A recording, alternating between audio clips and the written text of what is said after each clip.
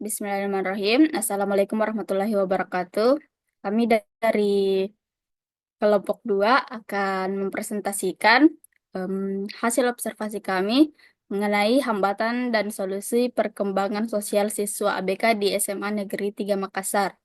Selanjutnya untuk pemaparan saya serahkan ke pe- presentator pertama. Silahkan.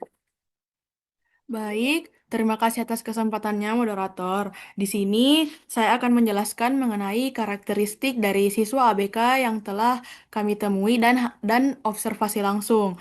Dari hasil observasi, siswa ABK menunjukkan bahwa karakteristiknya ini dia itu cukup aktif dan ramah saat diajak berinteraksi. Namun, pada saat wawancara, dia cukup sering kehilangan fokus dan memberikan jawaban yang di luar konteks, apalagi saat ditanya tentang dirinya dan privasinya.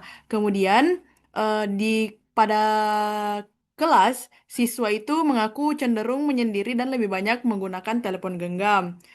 Baik di dalam kelas maupun di luar kelas, siswa juga lebih sering berkeliling dan sering kehilangan fokus pada saat pembelajaran. Tapi siswa ABK ini, dia ini memiliki kehadiran dan ketepatan pengumpulan tugas serta berpakaian yang lebih disiplin daripada siswa-siswa lain.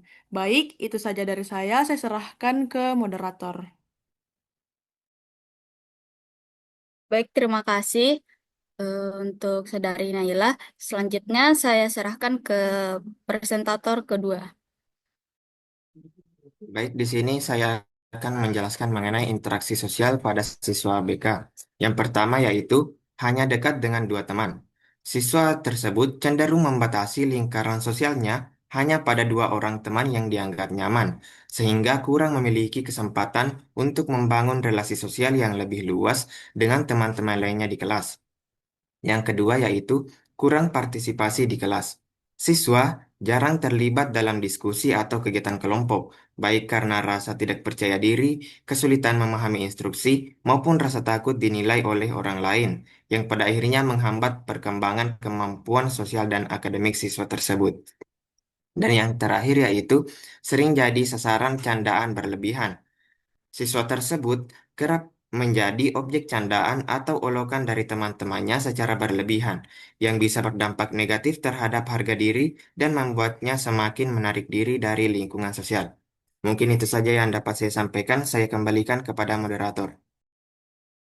Baik, terima kasih Saudara Farhan. Selanjutnya saya berikan ke presentator ketiga, Andi Imam Ardiansyah. Saya persilahkan. Eh, baik, mungkin saya akan melanjutkan materi dari yang telah dibacakan tadi, yaitu kondisi sekolah.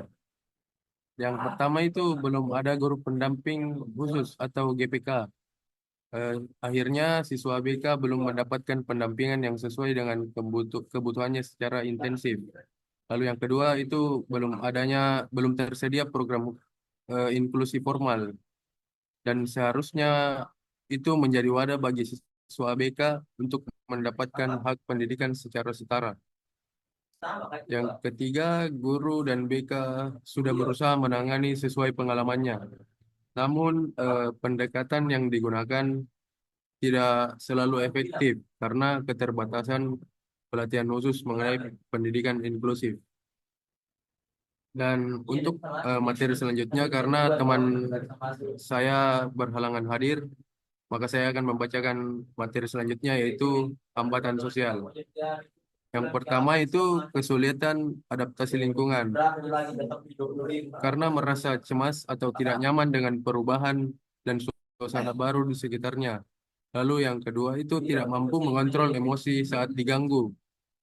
Akhirnya dia mudah marah dan menangis ketika situasi tidak sesuai harapannya. Dan yang ketiga itu ketergantungan pada HP atau gawai, yang membuatnya lebih fokus pada dunia virtual dan kurang interaksi dengan teman-temannya atau teman sebayanya. Dan yang terakhir, mudah tersinggung oleh gangguan temannya. Dan meskipun hanya berupa candaan ringan, anak ABK cenderung memiliki sensitivitas emosional yang tinggi. Dan mungkin itu saja dari saya kembalikan ke moderator. Terima kasih. Baik, baik, terima kasih Andi Imam. Terima kasih juga sudah membacakan materi dari Nabil yang berhalangan hadir. Selanjutnya saya akan melanjutkan ke materi rekomendasi.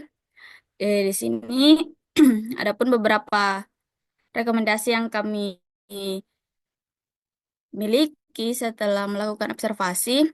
Yang paling utama adalah di dua poin ini, yaitu penyediaan guru pendamping atau GPK. Karena kami lihat di SMA Negeri 3 Makassar ini belum memiliki GPK itu sendiri, yang sangat penting untuk membantu ABK mengelola emosi dan interaksi sosialnya. Terus, adapun eh, poin rekomendasi selanjutnya itu adalah pelatihan dan sosialisasi untuk guru dan teman sebayanya. Karena kami lihat juga di SMA Negeri 3 ini eh, masih ada beberapa siswa yang kurang empatinya kepada anak berkebutuhan khusus tersebut. Dan sosialisasi untuk guru pun kami rasa masih perlu lagi karena itu tadi, karena di sekolah ini belum ada GPK, jadi perlu juga untuk sosialisasi kepada guru-gurunya. Misalnya seperti workshop empati dan keterampilan sosial.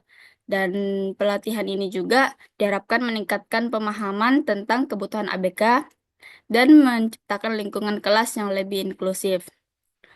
Baiklah, mungkin itu saja dari kelompok kami mengenai hambatan dan solusi perkembangan sosial siswa ABK di SMA Negeri 3 Makassar. Saya, Sofia Rosyada, sebagai moderator dan rekan-rekan saya, Andi Imam Ardiansyah, Naila Dinda, dan M. Farhan, pamit. Terima kasih. Wabillahi taufiq wal hidayah. Wassalamualaikum warahmatullahi wabarakatuh.